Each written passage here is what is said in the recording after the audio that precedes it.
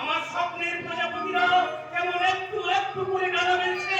আমি জানতাম মা, তোমার বেলাটির ভাই কখনো হারতে পারে না।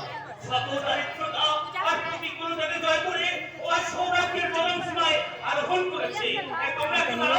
আমি তোমার জন্য কিছু মিষ্টি কিনে পাঠিয়ে চিন্তা করিস না, এই ঘরটা খারাপের মধ্যেই আমি ফিরে আসবো। আচ্ছা মা, ভালো কথা, কুসুম কিনেছিল তো? আচ্ছা ঠিক আছে, আমি তাকে পাঠিয়ে দিচ্ছি। মা তুমি চলো, আমার খাবার খেয়ে নেবে, চলো। আমি চললাম রে ভাই। সত্যি মা, আমার জানাবে না একদম থাকো। আজকের এই স্বার্থপরতার যুগে একটা গোটা অঞ্চলের মঙ্গলের জন্য কে এমন বিনিয়োগ করতে পারে মা? মাঝে মাঝে আমাদের বাড়িতে একটা বাদাম ছাড়া সন্তান জন্ম নেয়। সত্যি মাতার কোল আলো করে ভালো আছে।